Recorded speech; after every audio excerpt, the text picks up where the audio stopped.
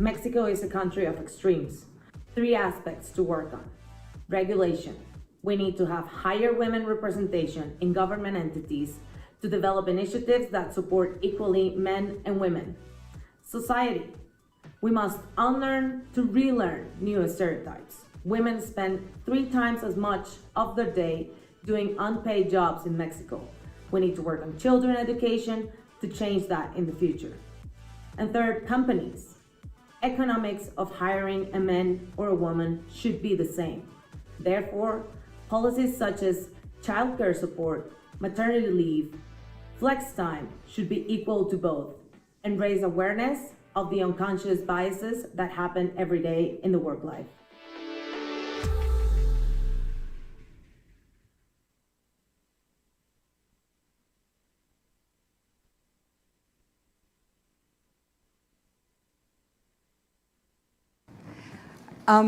I have to say I'm honored to be here with you and to talk about what was probably the big issue, one of the big issues, the big elephant in this forum, which has to do with health, women's health, and of course it is related to COVID-19. I have to say I'm heartbroken that this issue once again has to be discussed. This issue comes up, I've been participating in these forums since 2006. And the issue of women's health comes up almost every other year. And every other year, there seem to be some advances. At least we were discussing the issue. I mean, come on. When you think about it, the fact that women still have to demand health services in equal terms as men was insane in 2006. But when you think about it now, it breaks my heart, especially as it's happening with the COVID-19. So, Chiara, thank you for the invitation and for organizing this forum, this forum and of course this panel, because in many ways I think around the world women's health has been taken for granted, right, especially right now as COVID-19 continues to be one of the main national security issues around the world. So thank you. Thank you for your foresight, and thank you for putting and inviting us all to be here. So I'd like to rapidly start with a comment that Audrey made the first day. She's the manager of the Women's Forum. And she talked about, and I was shocked, and I actually went up to her and I said, Audrey, are you sure about those numbers? Audrey mentioned on the first day of the panel, I don't know if you had the opportunity to hear that because of COVID-19, women's issues or equality that we're aspiring for women have gone back 36 years. Mm-hmm. And it just, when you think about how one crisis, and it is a tremendous crisis, by the way, I'm not saying it isn't, but one crisis is taking us back 36 years.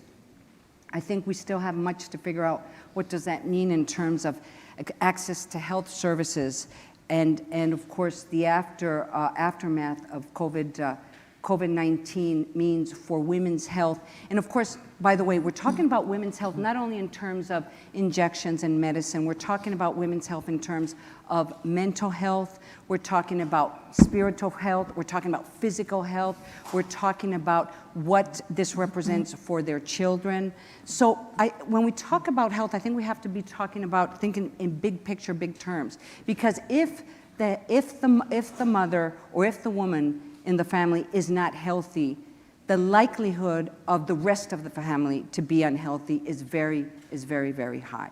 So I wanted to make these initial remarks before we started because we have an incredible panel today which represents both the role that the private sector can play and the role that government plays. And there is a big issue that needs to be discussed, and it's kind of the issue that kind of follows us through all of these panels. Who sets the example? Who takes the first steps? Is it the government that takes the first steps? Or is it the private sector? And we can debate about that in other panels, and maybe we'll be able to figure out some conclusions and link it to the recommendations that are being presented to the G20 call for action. So let's start. I would like to start with, let's talk about, once again, big picture. You know, what has been the impact of COVID-19 on women's health in different parts of the world. So let me briefly present our panelists today. Joining us is Maha bint Mishari Al-Saud. She is a doctor. She treats COVID patients. She is vice president of Al Faisal University, consultant in internal medicine, King Faisal Specialist Hospital and Research Center. Also joining us today is Antimo Perretta. He is CEO at AXA Europe and Latin America. And Carla Bisotti. Carla, it's so good to see you, Minister of Health of Government of Argentina. So I guess, Doctor, you have been treating COVID patients. Could you just kind of briefly put into context, what has COVID-19 represented in general for women of your country? Actually, I can draw from my previous experience as the head of the task force, lead co-chair for task force number 9 of the T20 last year in Saudi Arabia. We were hosting the G20. And that task force took care of women and young societies, youth and women in migration, basically.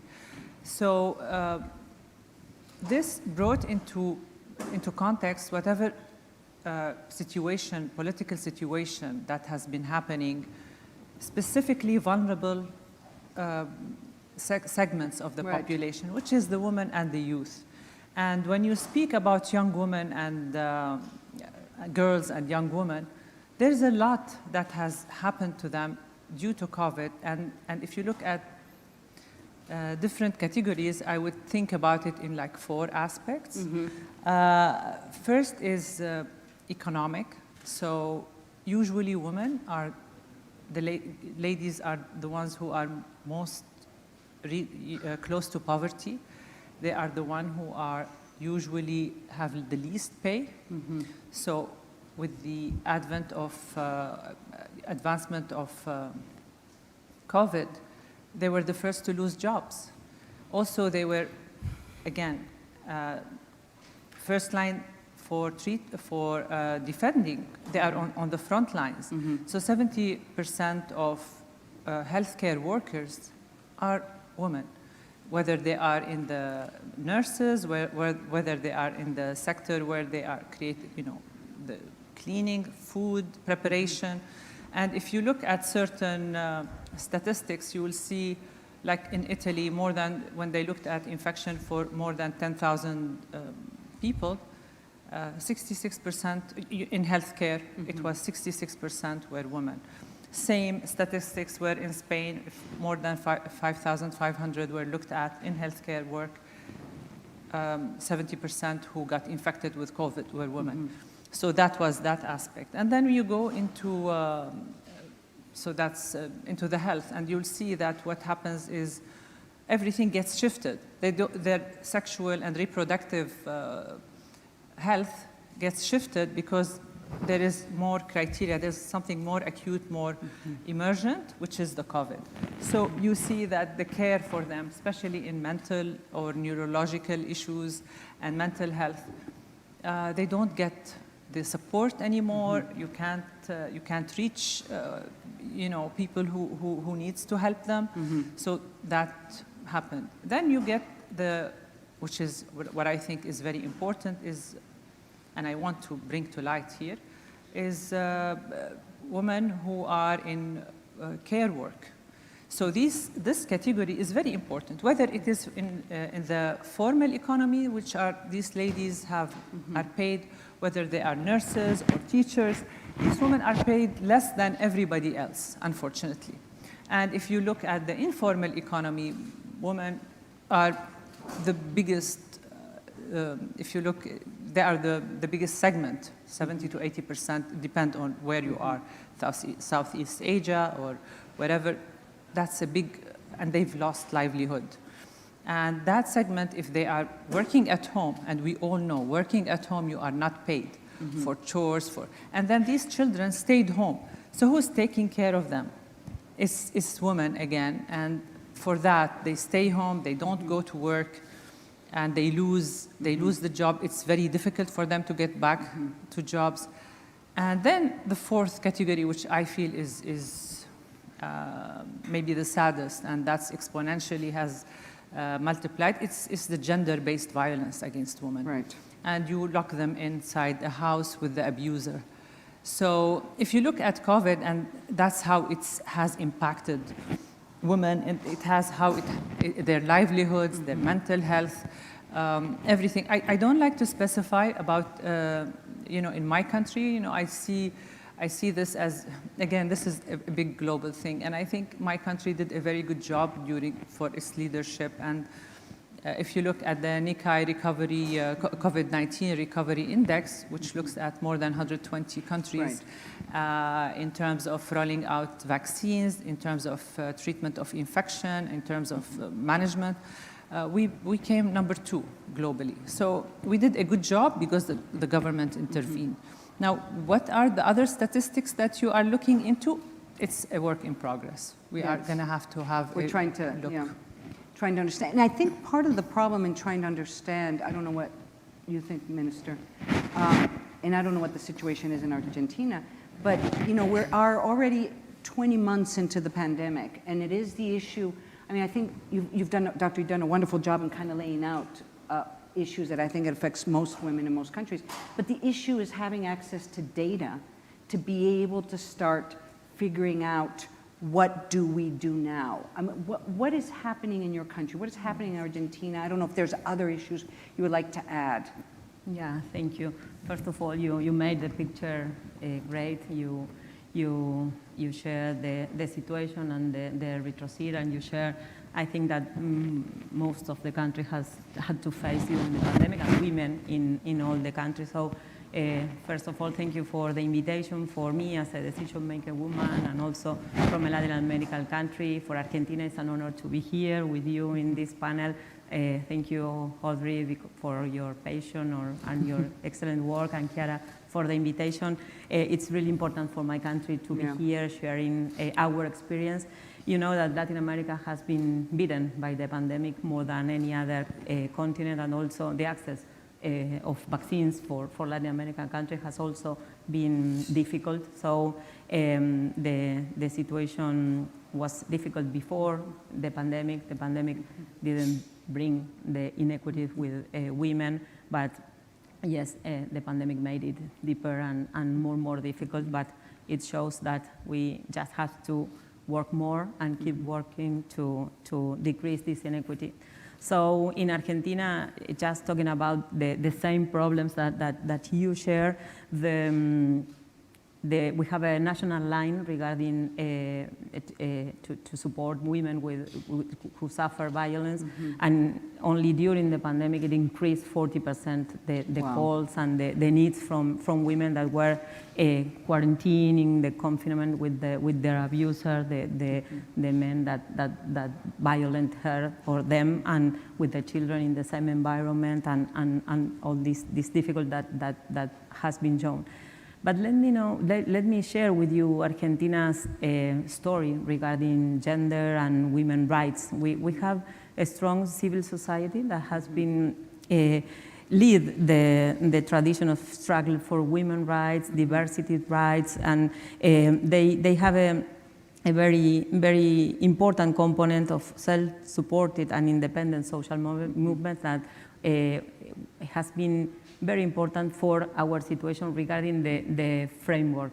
I brought some dates just not to make a mistake. We in Argentina, we incorporate the society's claim regarding the equality, non-discrimination, and eradication of gender-based violence, and we really took this social process as a priority and a state policy, and a public state policy.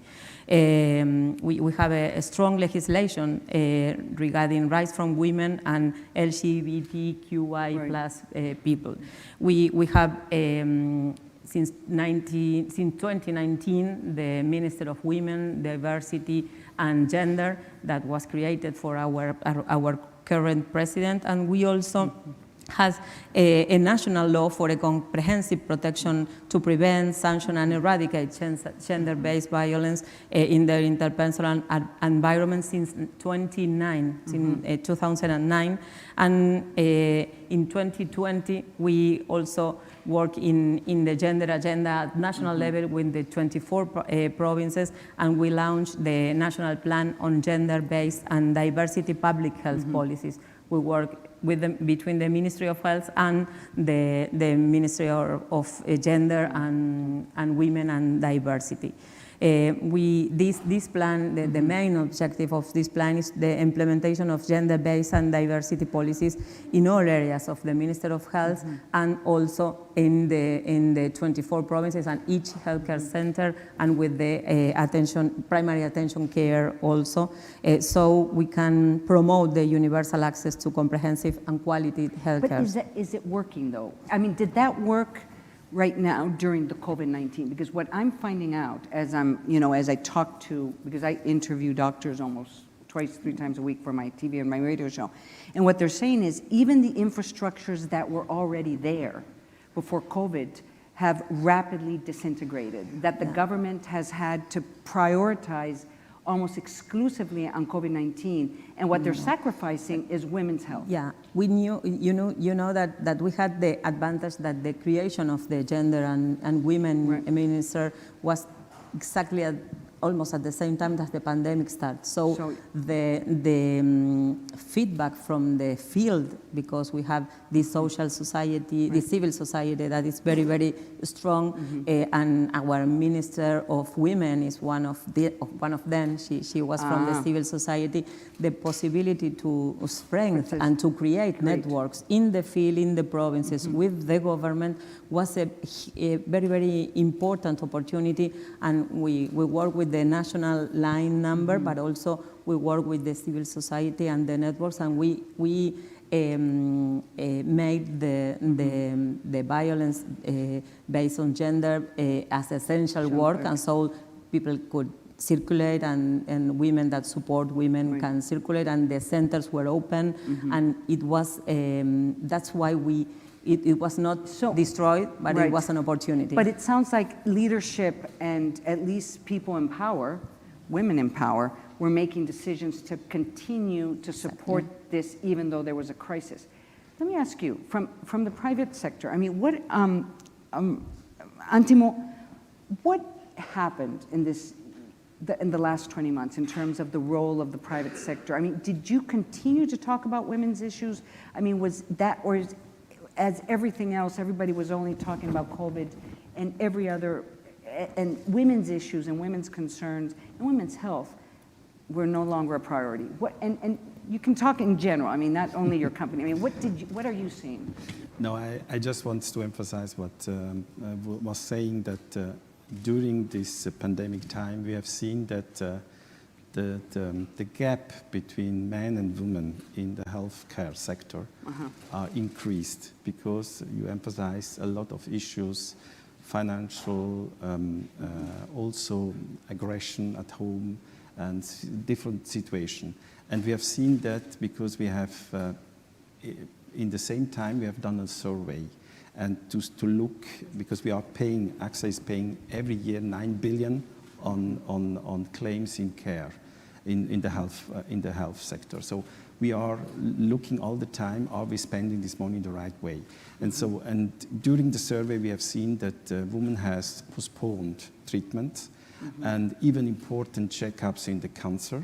40% has really postponed this checkup, and this will have a problem in the long-term care, but also, and believe me, in the pension, because if you don't have now the right support in the medical part, and also to get a job because you are healthy, then you will even have later, then when you are retired, problems. So this problem could be even worse.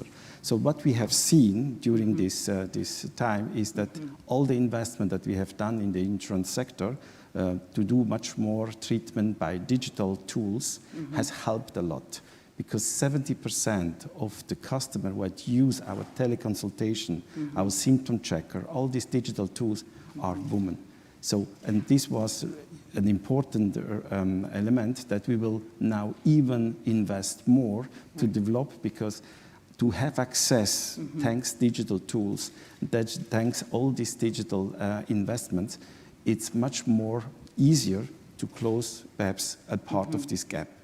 And just to mention one element that we have seen is that helping not only with doing digital consultations, but also helping the family to doing babysitting for the children, to do the drugs delivery at home because they couldn't go to the pharmacy, has helped a lot. So, and we have as a mission in our strategy to help people to live a better life. And this means for us to go beyond just the insurance contract, to increase our contract with a lot of services.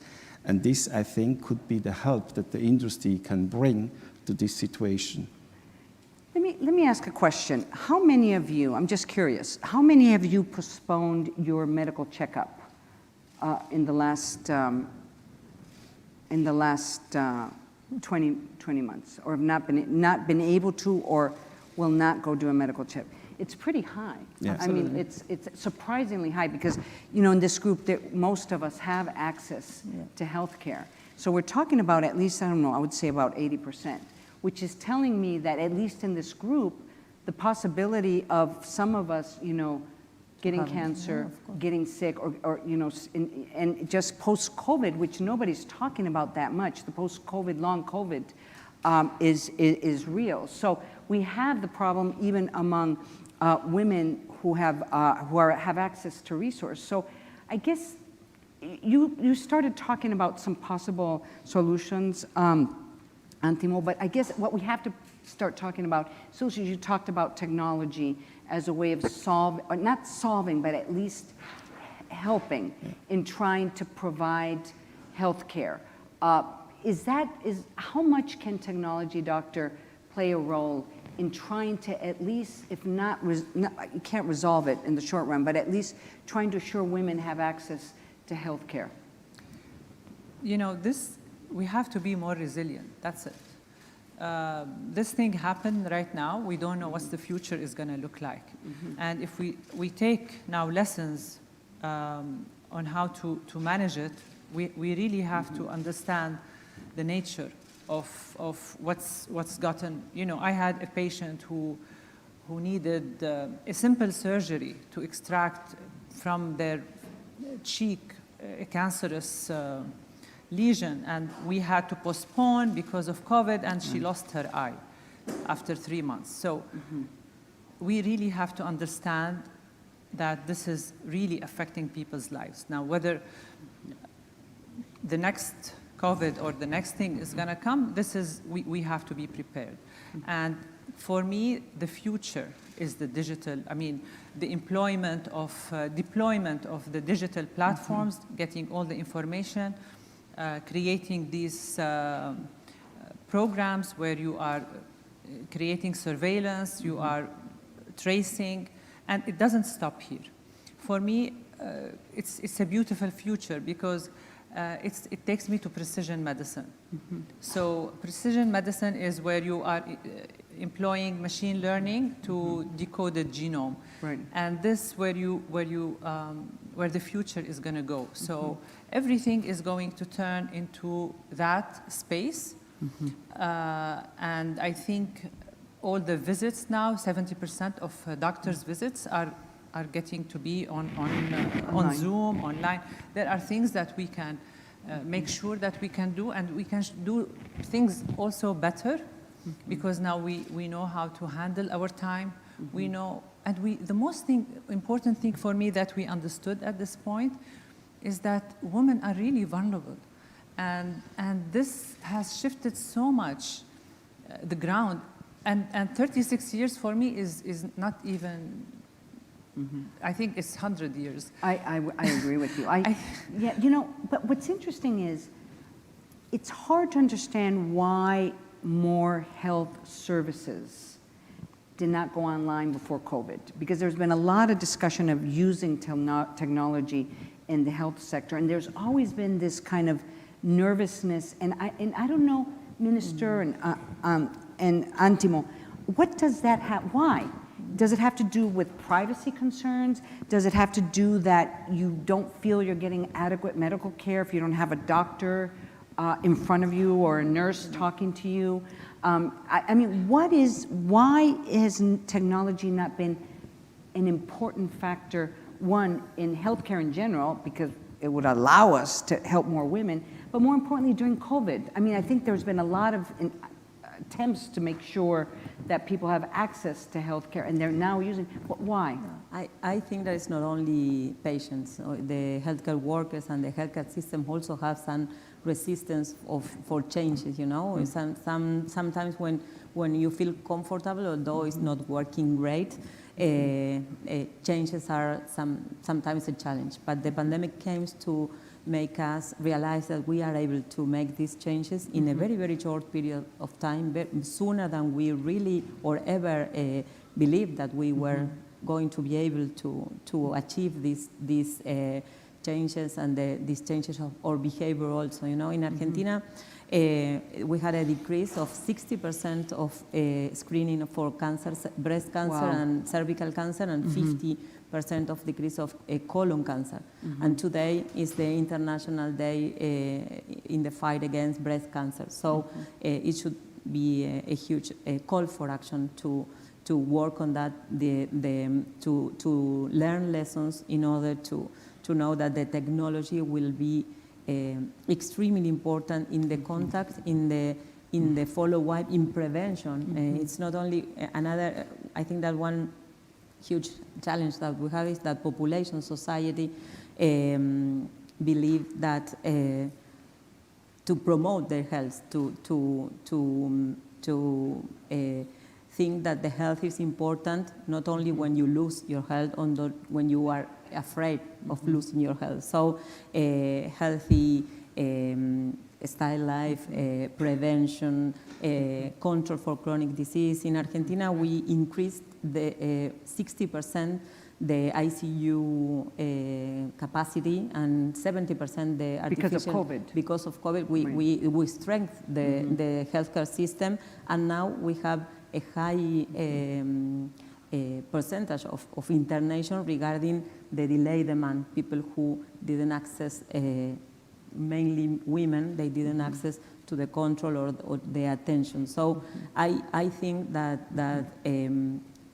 we really need to change this threat into an opportunity and keep working on technology, innovation, but with the people in the healthcare centers with primary attention and to work together, society, provinces, national level, also private sector, and of course men and women, in order to this fill is this gap. one of the areas, Antimo, where it would look like that you have private sector, civil society, and government having an extraordinary opportunity that is not, I mean, I think there is efforts out there. I mean, if you watch, I don't know how many people coming from the United States are in the audience, but if you watch TV in the United States, there is apps for, you know, to get psychological care, to your heart rate. I mean, clearly there has been an incredible jump in people having access to apps. But of course, this has nothing to do with the government, it just has to do with profits and the idea that there is service and there is a need there. But I'm still surprised that that doesn't seem to be the trend in other parts of the world, or am I wrong? No, I think we learned a lot about this crisis, how we can manage this crisis, because to manage the COVID-19 crisis was only possible because all the different sectors has worked strong together, because otherwise it was not possible to get it. To come back to your first question about the technology, I think the most important issue is that people don't believe technology, people believe humans. Right. And that's I would say, the point that we should elaborate much more. But there are another element that I want to also emphasize was that 50% in our surveys of women says that when they have contact with the healthcare system, they don't really take care about their pain.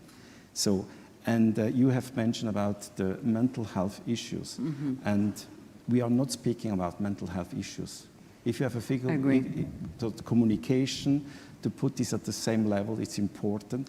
And I think using technology, because you are a little bit more anonymous with you and your technology, you can do that, and this can perhaps crack a little bit the use of technology much more. But in the end, even in all the technology that we are using, in the end you have the knowledge of doctors, of the hospital systems, because you need this support. And this is the way that I think we can go much faster, but we should use this momentum because we have learned a lot about this crisis, and now it's really, for me, important that we take the benefit of that, not only the problem, because I have listened a lot in the newspaper that we should live with some type of crisis, even in the future. So we should be prepared for the insurance sector, private sector, but also for the medical, for the government, to be prepared to manage better this crisis. And I hope I'm wrong, but we never know. You know, what's interesting is, and perhaps we haven't even asked a basic question about this, I don't know, maybe 10 years ago, to talk about health and violence against women, it usually didn't happen in the same panel. I mean, I think there has been the discussion of this has moved forward in the sense that violence against women is now also considered a health issue. And that, because, and this is important, because the solution of violence against women is not going to be a doctor. Right. And that's the problem of now having this discussion, is because now since we're putting it into the health sector, at least for now because of COVID-19, it kind of raises a question, what happens with the efforts that governments need to do in order to prevent violence against women and violence against children. So we can talk about technology and we can talk about all these efforts, but at the end of the day, violence against women, which is a health issue, is not going to be solved by doctors. And I think we need to kind of recognize that and lay that on the table, because it's the big pandemic. Mexico, it is horrendous what is happening. And you can see it in the statistics, we can see in the numbers. So I think we need to kind of have that discussion. We have a couple minutes more. What we should start talking about, we talked about technology as a solution. What other solutions are out there that we should be considering in order to assure, at least in the short term and maybe in the long term, that women have access to adequate health? I mean, suggestions, comments, call for action. Women have to be in leadership position, where they are, any decision that's affecting them regarding, I mean, this is what we have seen. If you employ or put any laws that do not take into consideration a woman being there in the leadership position, usually it can be harmful or it will not achieve the best. So that's very important. The other thing is you have to apply a gender lens when you are looking at rolling out programs, aids or you know, social any kind of support. You have to have a gender lens that looks at that and makes sure that it advocates for women, for young girls, for, and this is not me, it's the United Nations, you know, brief. These are very important issues that they have to be part of. They have to have a voice and to be able to create that space where they are able to affect and change whatever is on the ground. Right. Yeah. Minister. I think that in each public policy or decision should be a woman view, because if not, something is missing. You know, you can have the best men and you can have the best professionals, but if a woman view is missing, is something missing just because of the experience, because of the view, because of the difference that make us being complementary, you know, in the decision making policies, in the places to make decisions, you need to have gender parity, you need to have same pay for the same work, you need to really work in a very integrated way with the government. It should be absolutely a state decision, a state policy. The government should be involved, but also the private sector, and but also the professional society, the civil society, and in a federal country as is in Argentina and many of our countries, they should be involved, the provinces and the municipalities.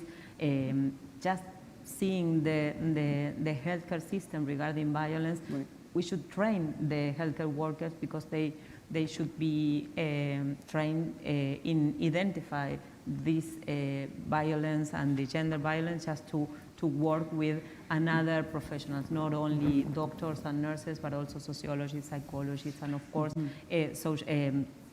social support to these women.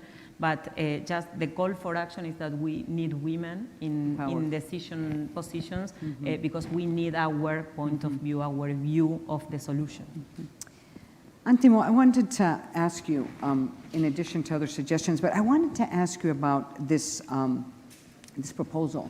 And if you haven't seen, you should definitely be reading and the Women's Forum, not the document that is being produced by the Women's Forum and the recommendations that are being made to the G20. And it has a very interesting recommendation.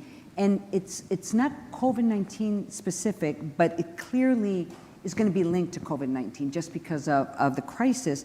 And basically, the recommendation is to allocate, it's recommendation 6 in this document. So allocate 10% of the national health budgets to the research related to female-specific disease. And I just have to imagine that, you know, in this situation, of course, the G20 was probably going to start thinking COVID again, which is natural, kind of the short-term crisis. But could you explain how would this work? When you talk about this type of proposal, which I think is needed, the question is how can we make it short-term results and not long-term results? Yeah, I can just tell you what my company is doing. We are supporting a research lab at the Bocconi University in Milano. So we are doing a lot of research because you will learn a lot. You will learn the language, the issues, the problems. And with this study, we can help to support the culture change because it's a culture in education. Because to stop violence, we have to educate the people in the beginning, the primary schools. So there are a lot of investment that should be done by the government, but also what we are doing, we are spending a lot of money every year on the research, and this study helps us to understand what type of solution we can bring to our customers, but also to the society, because we see also that we have a role to play in our society. And concrete, what we are doing is, an example, thanks to this research, we have by some diagnostic center, clinics, hospitals, in some area where the medical care system is not very mature. And we have dedicated square meter for women, for specific topic for women. I think these are the elements that you learn from the research. So I really encourage governments to spend, I don't know if 10% is enough or not, it depends, but to really learn about this research and to make sure that we are building the future, because if we want to have women as a leader in our economy, we need to look that they can stay healthy. And to do that, we need a system that is working in this direction. And what we're also doing is digital. We have a program with Microsoft, the digital health platform to build, and I will personally look much more in the development of products specific for women, because 70% of the women has used the technologies. So this is, for me... Could you repeat that, 70%? Yeah, during the pandemic, 70% of the use of teleconsultation, symptom check are women. So for this reason, we see that this could be perhaps the solution that we have to investigate, to invest in more. And we will continue to invest in developing this type of tools. But in the end, we need also governments that helps us with some rules, because if you have data protection that is clear and important rules, but sometimes is not helping in all the detail to make sure that you can use more data. So there are some elements that we have to work much more, but I think there are 3 things that I would do: much more research, so I support it, invest much more on digital, and dedicated space for women in the healthcare system, because this is really needed. We have 2 minutes left, and I always like to open up. Is there any questions or any comments before we finish? I know it's kind of fast. Yes. We have one question here. Yes. Thank you. Thank you so much for taking care of the women. But most importantly, France, for the first time in the history of France, children from 9 to 11 were wanting to commit suicide. So many of them have been put into asylum. We talk about the women, but what are we trying to do for the children and accompanying social or psychological care? Because the women have to handle everything, but the children are also affected. Thank you. You know, the Lancet came out, and we're going to find out, came out with a report on countries where, and we were debating how they did the research, but beyond the debate of the research, the countries that have come, I believe that the study believes that there is the highest rate of mental issues. So the question, and so we have the information, or at least there's some information out there that there is some indications that this is going to be catastrophic. Any comments? Do you have anything that you would like to comment on her statement? No doubt that would be the main challenge in the post-pandemic period. Absolutely. It's going to be mental. And the chronic disease, advanced chronic disease diagnosis. It would be a problem for the public health for sure. Yeah. And it's short term, and of course it's then reflected long term. Absolutely. We ran out of time, and I'm so sorry about that. I want to thank all 3 of you. It was a fascinating debate, and I'm glad there is a proposal, at least, that countries start spending more money. But I think also this is an enormous opportunity for civil society, because you mentioned civil society's role and the private sector to use this moment to be able to restructure the way we receive healthcare and hopefully pay more attention to healthcare issues that affect women. Thank you all 3, and thank you very much. Thank you. Thanks a lot.